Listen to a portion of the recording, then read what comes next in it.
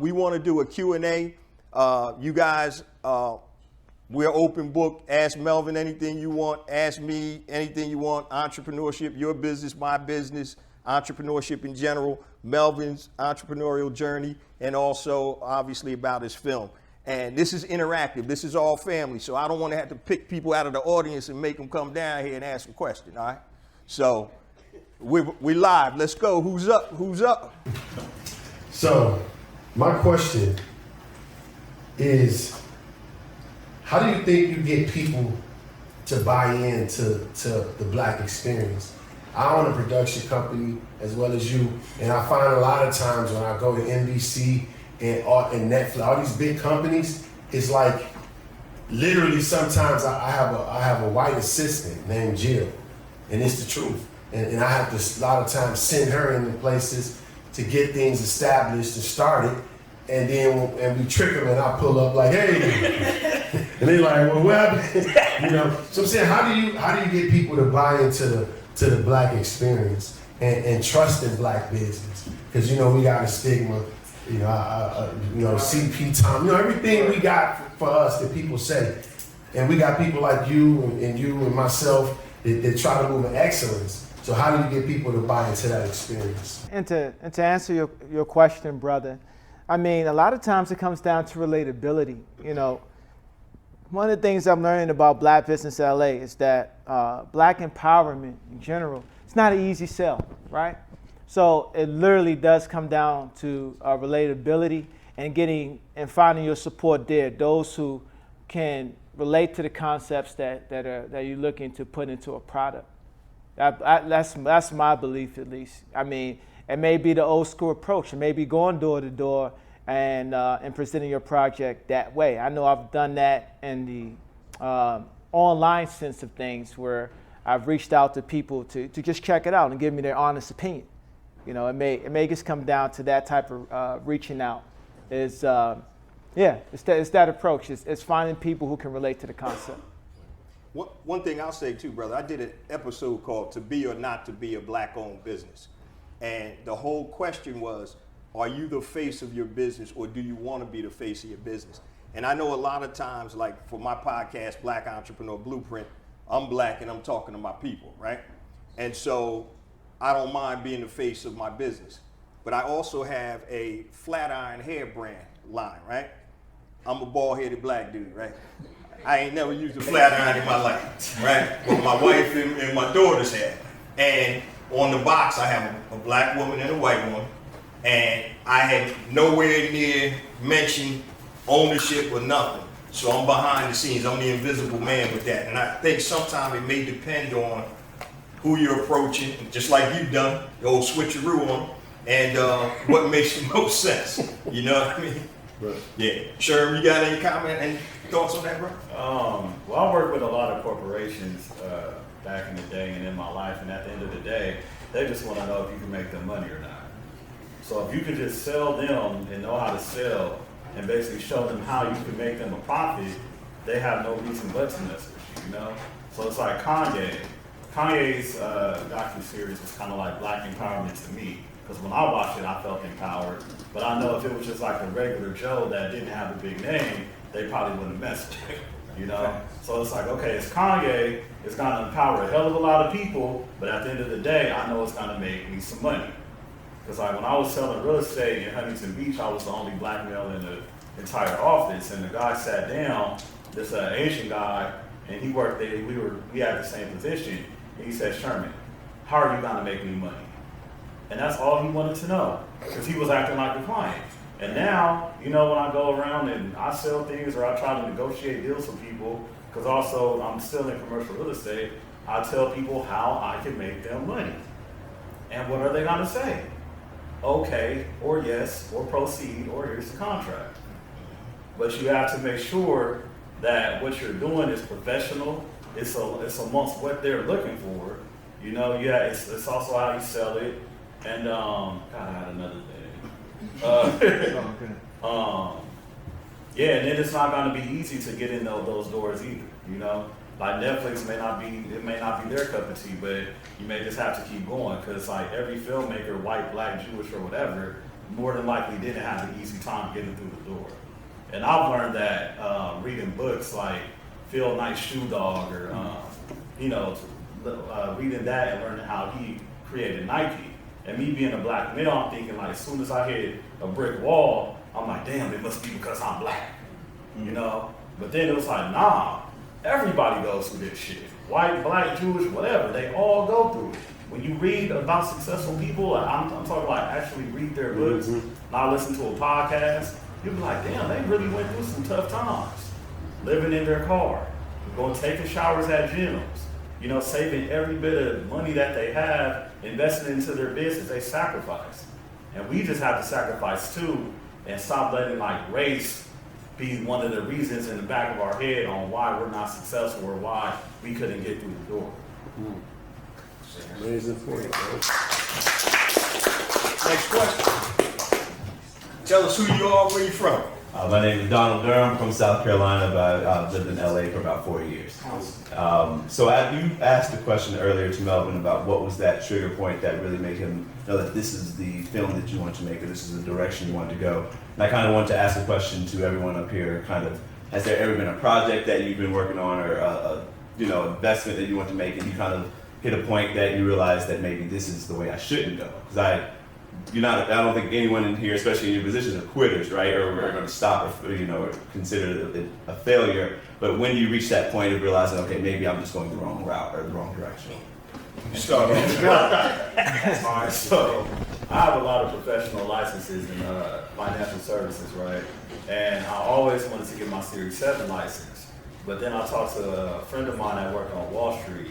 He was like, why don't you get your investment banking license? And I was like, cool. I written it down on my goal pad, and I was like, all right, now I'm about to do it.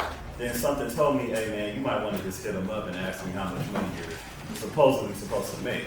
And I was like, hey bro, how much money should I make within like my first 2 years? He was like, zero. Zero.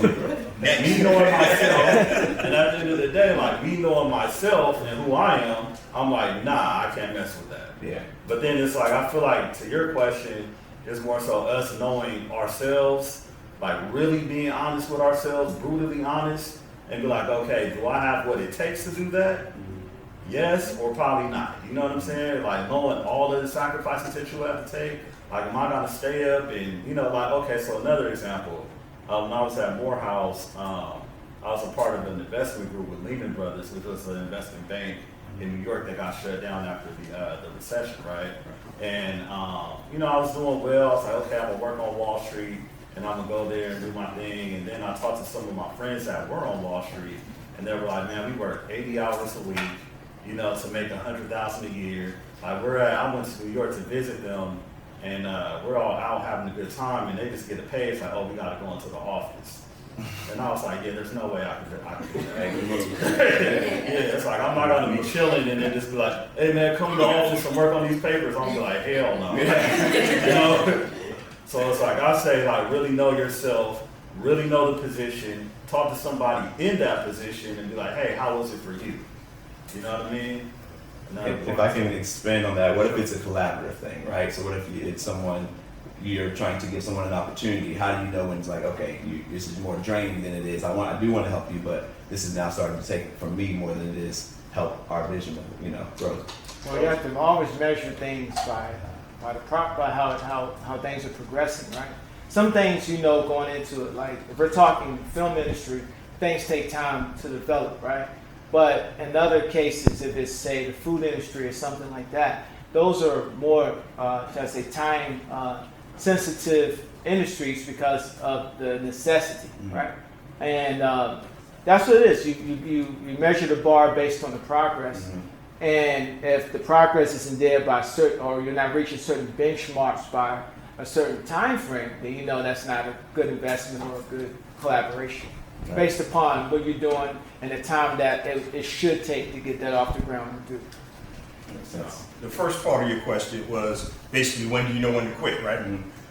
So I think a lot of that determines or depends on what you're trying to accomplish and if it's something that's authentic to you or if it's something that you're chasing paper or you're chasing purpose. So if I'm chasing paper, and I really don't care about this business, and like I said, I've started over 17 businesses. When you chase paper and you come into roadblocks, you know what? It's very easy to walk away. When you chase purpose, that's a whole different animal. When you know you're supposed to be a filmmaker, you're going to do what you need to do. You may need some reassurance once in a while, but you know that's innate in you. So when you follow your true, authentic goal, or what I call your genius, the intersection of your passion and your talent, and you follow that, you're not going to stop. Okay? So, and the other question with collaborations is, you always have to be aligned with the people you're collaborating with. So I say this on a podcast a lot, so you guys who listen to it, just bear with me. When my wife and I were getting our premarital counseling, her pastor said to us, expectations will make or break any relationship. Doesn't matter if it's husband and wife, partner, business partner. If I'm not doing what my wife expects, we got problems in the Jones family, right? You know, if your business partner isn't aligned and doesn't want what you want, and you don't have the same goals or objectives, it's not going to work. I don't care how much you love them. I've almost gotten in a fist fight with one of my best friends, who's like my brother, over business because he wanted to sell pillows. I wanted to build a brand. And when you have that different vision, you're not aligned. Right. And so that's when the collaboration, it's a wrap, it's done. Thank you, brother. Thank you, brother. Next question, come on up. Oh, yeah, Mrs. Graham. Oh, I thought you asked me a question. Yeah. Oh, yeah. Yeah. Oh, okay. This is more for Mr. Jones, and you guys obviously can. Call me Jay. Oh, what about it? Okay, there you go. Yeah. Okay. I'm Jay. We all Jay. family. Okay. So one of the things that we did with Black Business LA as far as trying to promote it is I actually have a friend that works for Paramount Studios. And he was so gracious enough to say, you know, I know some executives at Paramount. This kind of goes in line with this gentleman's question about mainstream studios and things like that. Anyways, so he was so gracious enough to say, send me your information. We sent him the pitch deck. We sent him the trailer to Paramount. Now, we already know it was like, you know, it was iffy. Right. So about a week later or so, they sent an email saying this is not the direction that Paramount would like to go into. So of course, Black empowerment is a hard sell. Showing, Black, production companies may be a hard sell. Do you think it's better for us to just forget mainstream studios, Netflix, Paramount, things like that, and just completely look inwardly like we used to do?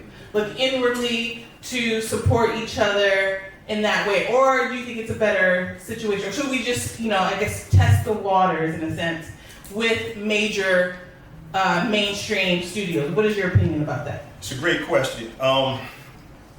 Sherman touched on it a little bit, but I think when you're in any type of negotiation, you have to come to the table with something. So if you come to the table with a following, if you come to the table with, oh man, I got 500,000 downloads of Black Business LA, people gonna talk to you because it's about money, like Sherm said. So a lot of times I think we may jump the gun a little bit. You still want to get those feelers because you want to know, what does it take for me to do a deal with Paramount? So even though you don't get it, you're going to know, okay, they're looking for this, and this. And then that's when you go back into the lab and you create this, and this. And now not just Paramount is going to come to you, other people are going to come to you. I think a lot of times we always think about, like I said, oh, I got to get a seat at the table. You can make your own table first, and then, trust me, other people are going to invite you to their table. So that's what I would recommend. Awesome. Perfect. So that reminds me of the movie Dolomite with Eddie Murphy. Did you see that? Yeah. Yeah, that's exactly what he did. He did it on his own first. Yeah.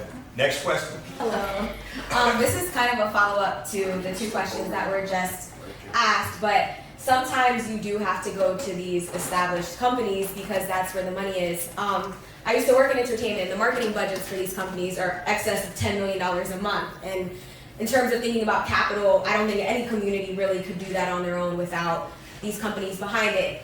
One thing I also know is that there's never a scarcity of ideas with Black people. I don't think we've ever had that issue of dreaming big enough, or we don't know what to do next. I think a lot of times the blockers come in terms of operationalizing these ideas, and so things from pitch packets to what is the ideal length of a trailer. I think there's a lot of things that require ongoing education. And so my question for you is, like, how have you guys continued your education in terms of both, for you, the creative process, like how are you excelling and continuing that process, but also how are you learning how to code switch into these industries so that you can have those foundations? Because I totally agree that Black people want their own dollar, but we see things outside of Will Smith and what happened.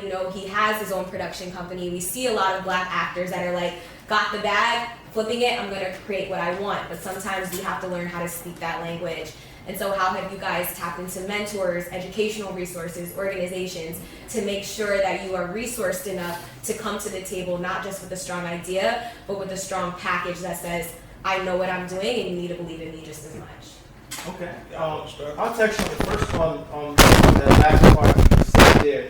As far as like the educational aspect and the inspiration, one of the things I do, right? I'm a post-production guy, so I work across the lines of production.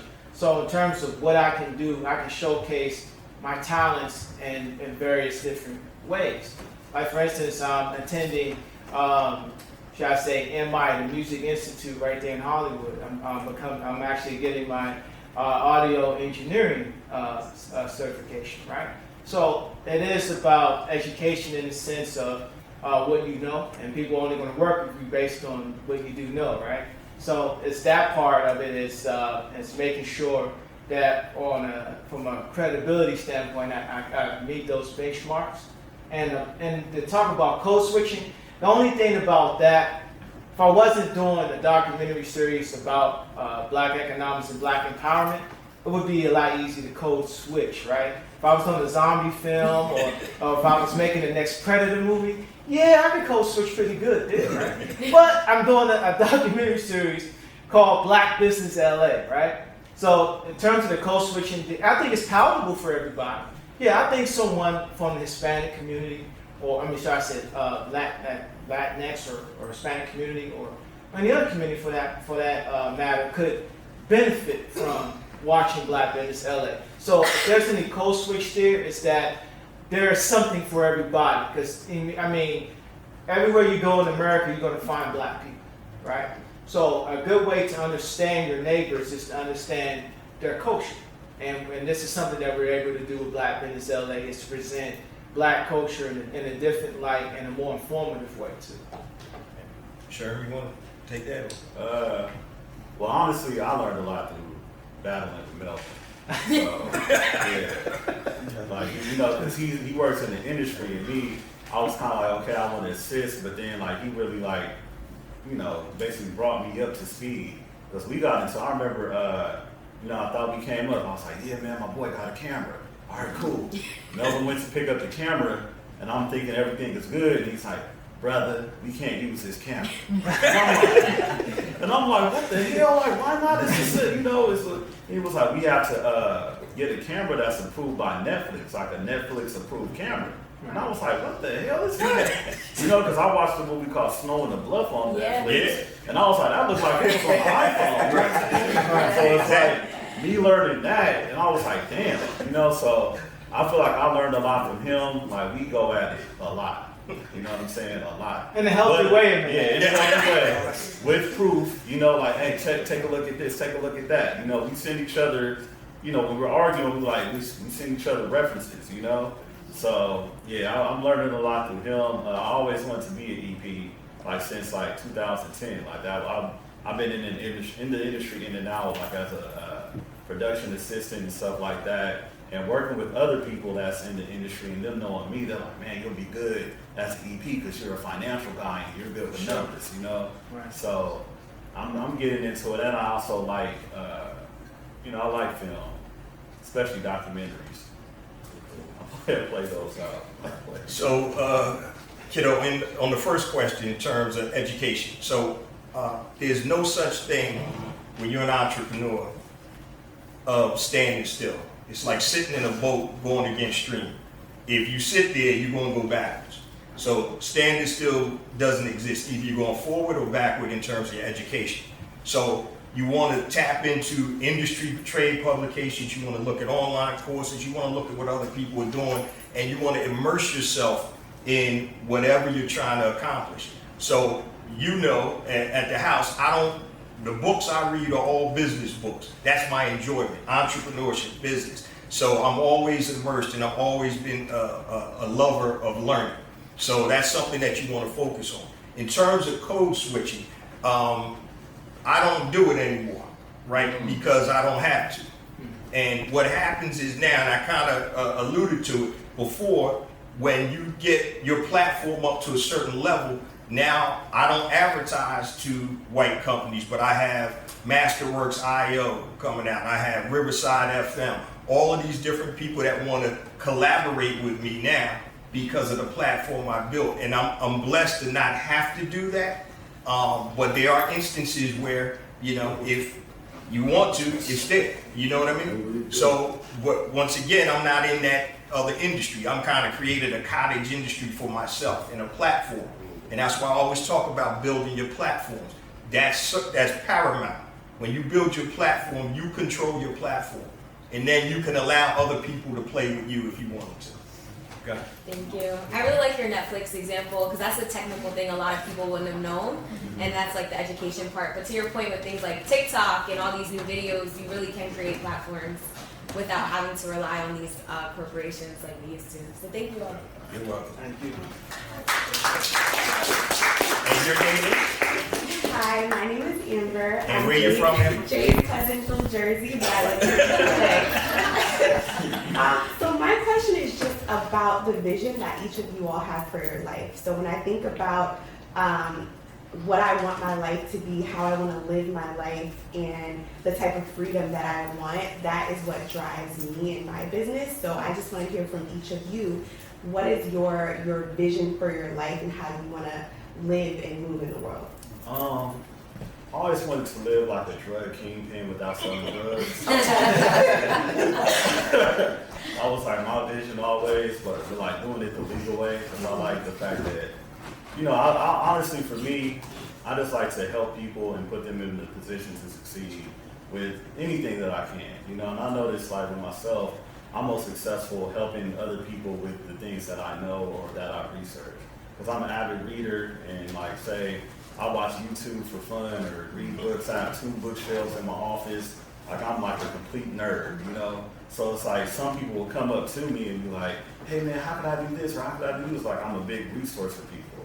So I feel like in order for you, for me to make money, I would have to help other people make money. The richest man in the world is only rich because he helps a lot of people make money.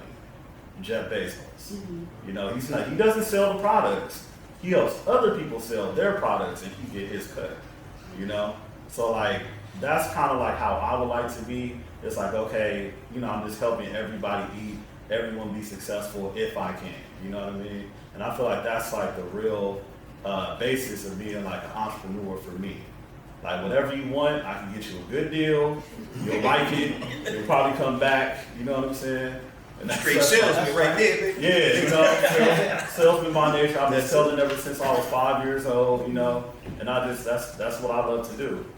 But whatever you love to do, that you can like stay up at night and you like, you know, you don't want to be like, man, F it, I want to quit.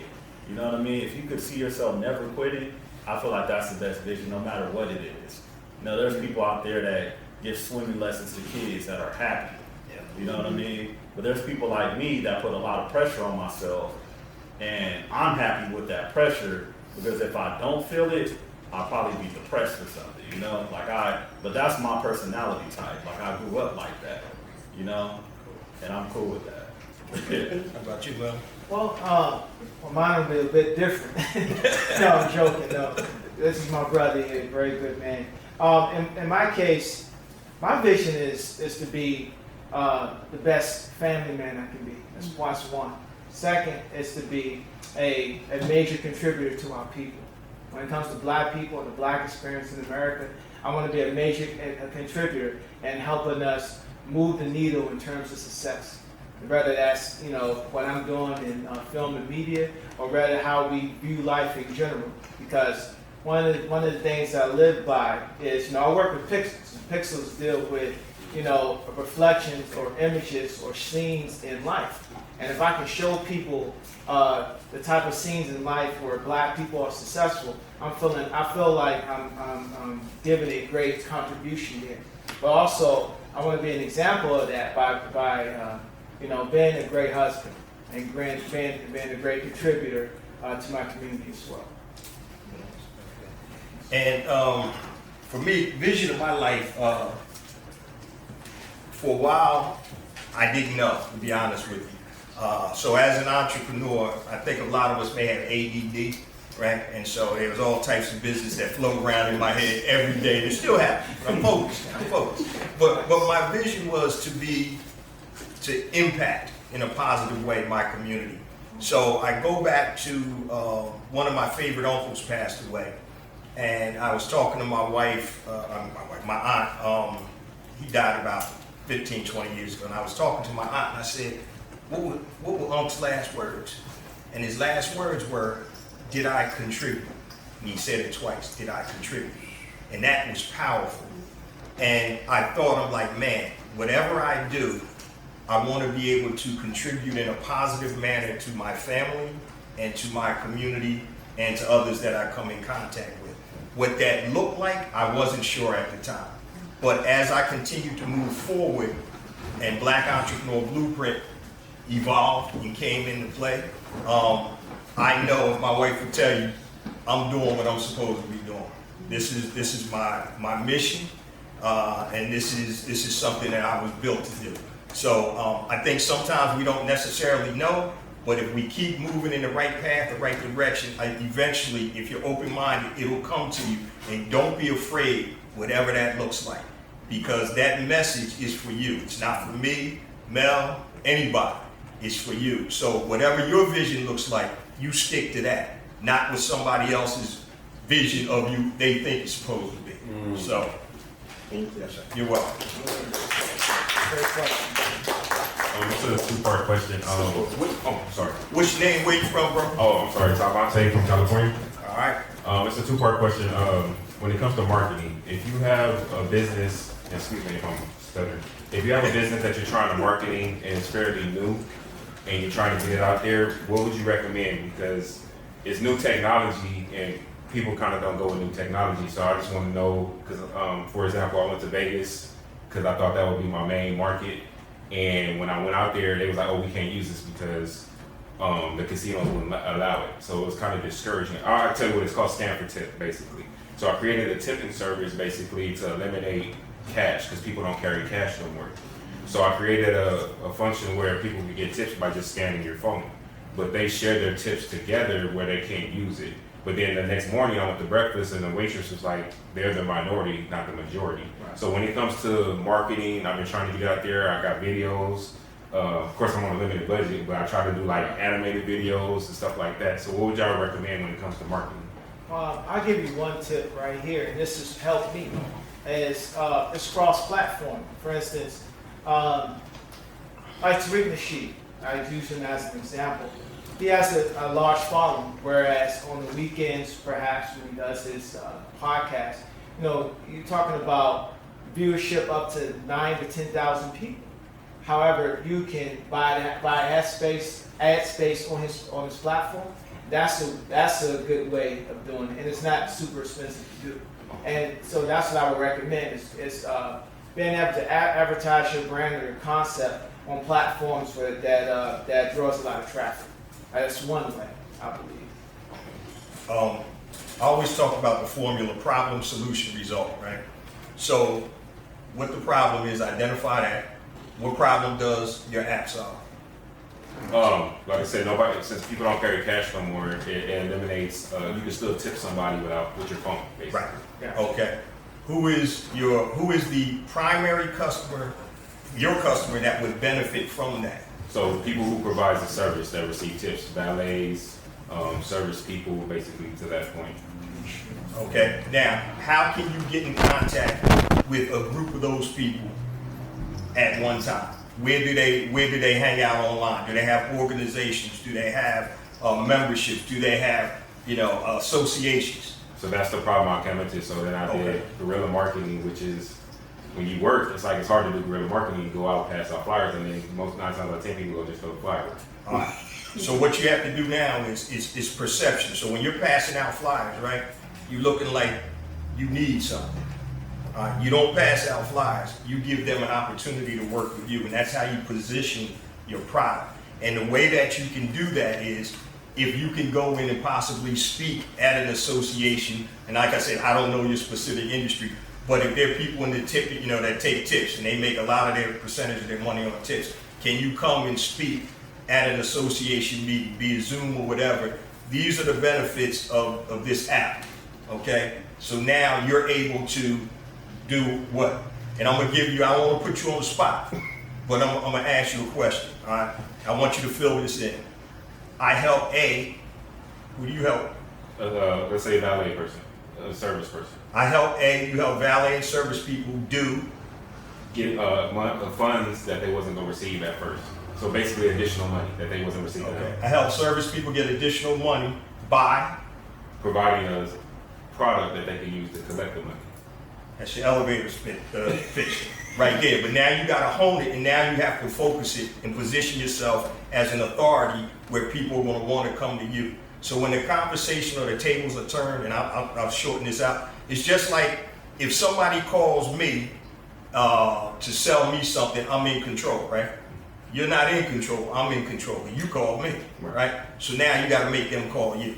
And it's all about perception. So hopefully that'll help you out a little bit. And then the second part is, I have another business that I'm starting, but kind of, it's more a question to you. So you said you rented equipment. Yes. And so you didn't have the best equipment at first. So if you have a service that you provide that you know is good, do you put it out there before you have what you need, or do you just, as you go and grow it, basically make improvements to it? One correction. I had great equipment. Oh, sorry. And I say that because if you're gonna rent something, rent the best thing. Okay. You know what I mean? Don't rent generic. If you working with low funds, you would probably benefit by buying generic in that case, because everything is based upon your budget, right? But if you have the budget to rent the best thing. So in that case, I rented the best thing. But I'm sorry, what's the second part of the question? Oh, so do you put your product out there before it's ready, or as you get the more income in, you basically build it as you go? Depending on what you're doing. If we're talking about film, in my case, the whole point of a trailer is to introduce the concept, so you can do it. You can put out your concept before the finished product because you're presenting the concept. And I guess that's applicable to a lot of different industries, actually. If you have a strong, solid foundational concept, and as you just did with Jay here, you just developed an elevator pitch there. You're ready to, shall I say, market your concept. Now the hard product itself depends on the industry. If it's a film, you probably can get away with not having it done, but anything else like a clothing brand or something, you definitely need some tangibility. Okay. So it all depends on what you're doing in the industry. Thank you. All right. What's your name, where you from? Yes. My name is Mark. I live here in LA. I'm originally from Michigan. Okay, cool. All right. This question was for Melvin. Yes, sir. When you were interviewing like each of the business owners, Yes, sir. and they were talking to you, about how they got started. What did you learn from each of them that you took away that you can apply to your own journey of, in your business? Well, interviewing black businesses here in Los Angeles, one thing that's a common thread amongst all of them is the sustainability of what it is that they're doing. And I look at all the industries that I interviewed, and if they can make it, it gives me the confidence to keep doing what I'm doing, because here I am in the film industry. I'm in Los Angeles, where Hollywood is in Los Angeles. I know I have a fighting chance because I have the level of tangibility that can reach a great multitude of people. what I learned from but to answer your question directly, what I actually learned from others is that struggle is just part of the process. Never give up. Yes, sir. And one more, like you two working together, like, because sometimes, you know, it's hard for two brothers to work together without egos being big. Like, how did y'all come together, and like, what was some strategies y'all, you know, talk about? Like, okay, we finna work together. Okay, how can we make this work? You know, and stay humble and stay connected, you know, because the strength in numbers. We definitely aren't humble. Humble means to show a low importance of yourself, and we never do that. Like, you know, when we talk, we're like, hey man, I could do this, I could do that, but then we just expect each other to follow through. Like, say, he was in the military, he, you know, also amongst other things. My father was in the military, my grandfather was in the military. I have an uncle that was in the World War, like, he goes back, so I grew up in the militant background. So it's kind of like when we give our word, we expect each other to follow up no matter what. It's like, hey, we have an appointment at 3 o'clock. We both showing up early. We're here. What's going on? You know what I mean? But also being a person of your word is very, very important in business.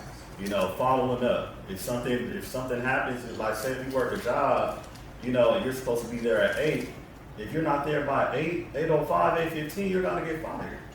So it's like, if we make an agreement and we agree to be somewhere at 8, why are you telling me, oh, I can't make it till 9:30, 10?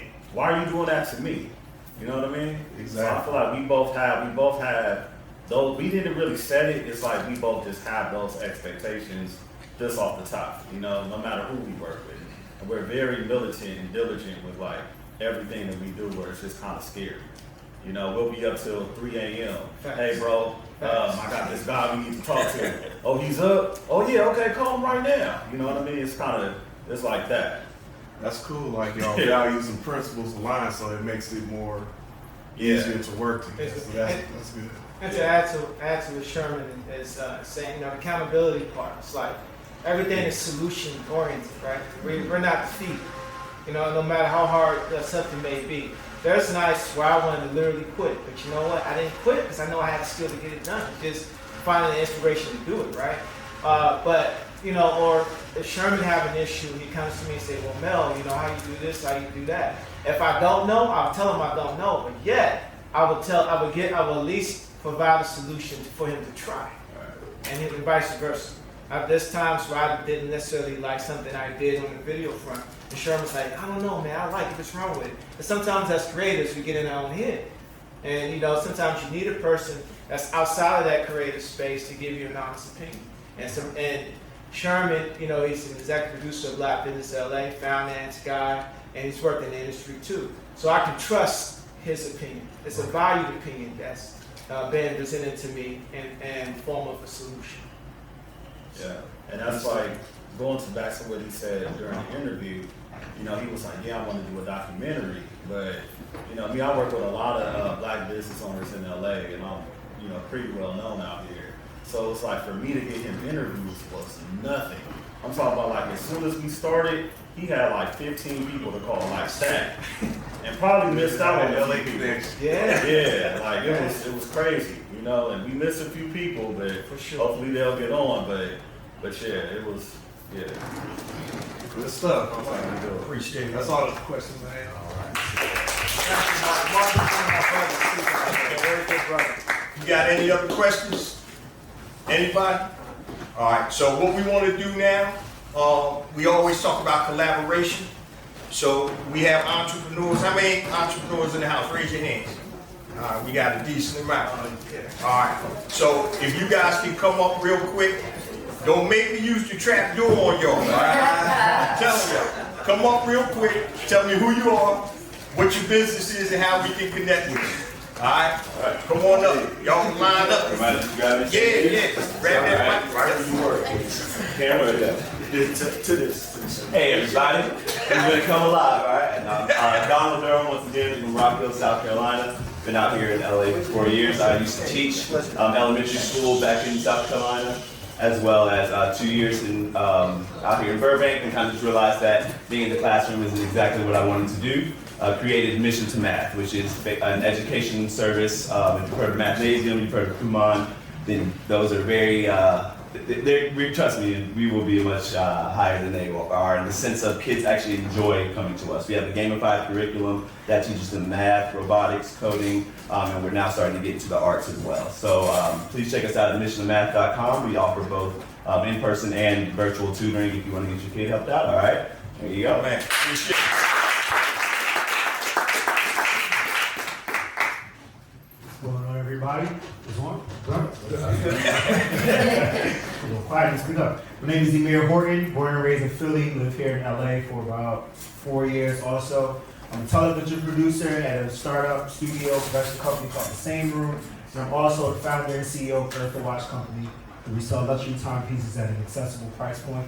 Right now, we are hosting a crowdfunding campaign. You can check us out at earthwatches.com and at earthwatch on Instagram, Pinterest, and YouTube. Thank you. All right. That's what I'm talking about. What up, y'all? My name is Paris. I'm from Memphis, Tennessee. Been out here for about a little bit over a decade, and I have my music degree in production. I have a studio called Paris Studios in Burbank, and you can find me on Instagram at Paris_studios. How do you spell Paris? Like the city, Okay. France, Paris. All right, what's up? Yep. Appreciate you, baby. Hi again, I'm Amber McNeil. I'm a financial advisor. I partner with Northwestern Mutual. I specifically focus on Black businesses and Black families. So Black businesses, Black families in here that need a financial advisor, please check me out. What's your how can they connect? Sorry. AmberMcNeil.nm.com. So AmberMcNeil.nm.com. And I also have business cards. Hi everyone, Taylor Jones, Turn to the Jay's camera, kids. daughter. I work as a marketing manager at Peloton Interactive. However, on the side, I do run a resume company. I'm a big proponent in people that you need money to make money, and I think a lot of people kind of hit roadblockers when they're working 60 hours a week. And so I do resumes both for junior and executive levels to get people in tech roles where they have better work-life balance. They make 6 figures with the goal of helping them to be able to fund their entrepreneurship. So if you are in a place where you feel like your job is in a rut, you know that you still need to be in a formal 9-to-5, but it needs to make more money, have unlimited PTO, that kind of stuff, please come find me and I can get you set up so that eventually you can use your job to make money outside that job. How do you connect? It's still in the works. Come find me. So you can connect with him. But I've got him with some really good companies, so come see me.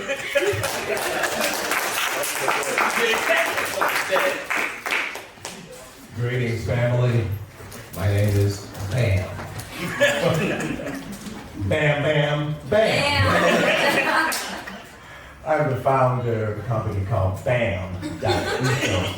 Facts. What's unique about our company, Bam.eco? The extension .eco is one of 2 internet extensions in the world, like .com, that are Black owned. The only 2 that are Black owned are .eco and .hiphop. The inventor of .com, a Black man by the name of Emmett McHenry, is on the advisory board of .eco. Very significant from a Black perspective. Then I'm gonna land my plane with this. Get your mobile phones out wherever you are in the world and text the word BAM to area code 323-451-5050. One more time. Text the word BAM to area code 323-451-5050. The SMS text blast system that we use is Black owned. Want to learn more about that? Buy Black on BlackFriday.com. I'm Brian Franklin, and I approve that message. And I'm done.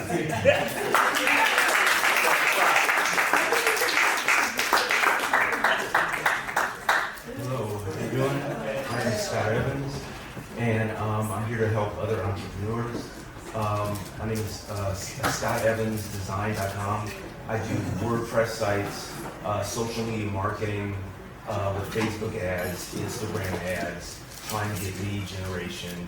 So if you need help with your website, creating front-end design, back-end design, I've been in tech for many years. So please contact me, email me, ScottEvansDesign.com. I'm here to help. Yeah, thank you. Hey, tell me that, man. I didn't know you did that. Hello, my name is Dream Thomas, aka Dreamer. Maybe I should take my glasses off. Yeah. So I do a little bit of everything. I'm into the entertainment with acting. I teach people how to get into drama, style, fashion. I also help with I have a company called Dream Talks Cleanse, where it's about taking care of your food, what you put into your body, to kind of get yourself back. You know, we put a lot in our body, so you gotta cleanse. I do dream healings. I'm just all spiritual, but I love everything about the entertainment. You know, you're looking at your future president one day, so I do everything, and I'm just all about connecting, bringing everybody together, and definitely making the world a better place. So. How can we connect with you? You can Instagram me at Dreamer Thomas. Dreamer Thomas. All yes. right. Now, I don't want to call people out. I know there's an entrepreneur in here that hadn't come up yet. Joy. Joy. One of my sisters, I'm going to call you up. Thank you for coming out, but I got to put you on the spot. For Jay, I will come up. I was trying to give myself some vocal rest. Oh, okay. But I am Joy Donnell. And do I start to talk about this? I am Joy Donnell, and I'm hailing from Los Angeles. I have been a guest on Jay's show before, and just a big fan of the whole family. I am basically a media entrepreneur. So I actually run a media department. I do film, I do television, I do voiceover, I launched an entire podcast network, and I co-founded the Center for Intersectional Media and Entertainment called CIME, C-I-M-E, CIME for short, alongside Monica Lay, who is VP of Film at Miramax, and Dr. Nicole Hager, who did all of her research about race, gender, and Hollywood. And so we provide resources and research for entertainment. And we are creating pipelines for the next generation to be able to come into the industry and actually have people who are vested in their well-being and their growth and their thriving. So that is essentially what I do. My voice is a little tired today because I've been recording all week. I'm happy to be here. All right. Thank you, Joy. One of the things, guys, coming out? Oh, all right. That's Joy's husband, right? Yes. Hey, what's happening? One of the things, guys, before we close on out, make sure you get your food and your drink here so you don't have to get out of here so we can mingle around, chit-chat. One of the things I'm big on is collaboration. So we just talked, Joy just mentioned film, right? Her organization. We have filmmakers in here. We have all types of business owners and entrepreneurs in here. And at this time, like I said, connect with each other, talk to each other, exchange numbers, because that's what it's all about, collaboration. So I got a new platform. It's going to come out sometime. I can't promise when, but it's called blackcollab.com. And it's a platform where what we're doing right here today, you'll be able to do it online, free platform. Everybody can collab. So if I have a watch company like Emir, and I have a brother that has a suit company, maybe they can collaborate on a combination, a combo package or whatever. Anything like that, because once again, it's about working together, pulling levers. So you can lift bigger things when you pull the right levers. It's not about just what can I do, and what can I help Melvin do, what can I help Joy do. So it's all about connecting with each other and understanding that I don't need to make $1 off of Mel, but how can I help him make money?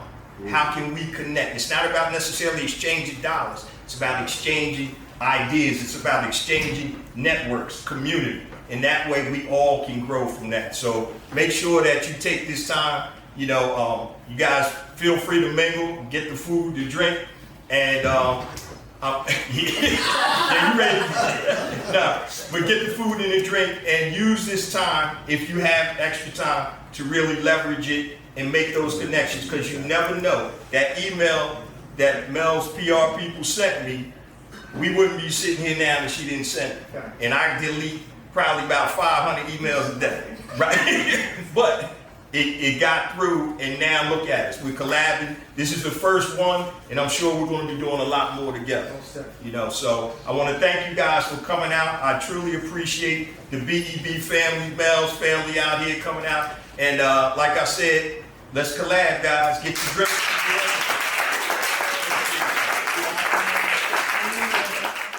I hope you enjoyed that great Q&A session with myself, Melvin Graham, director and executive producer, and also Sherman Perryman, executive producer. Now, if you didn't watch or listen to the full interview with Melvin Graham on Black Entrepreneur Blueprint, episode number 408, make sure you go back and do that, because this Q&A comes directly after that interview. If you're watching this on Instagram, you can go watch the initial video just by clicking the link in the bio and then click my latest YouTube video. If you want to listen to the podcast version, just click the link in the bio and click on Black Entrepreneur Blueprint and you'll get the latest episode. Now, if you're watching on another platform, click the appropriate link, or you can go to blackentrepreneurblueprint.com. See you on the podcast.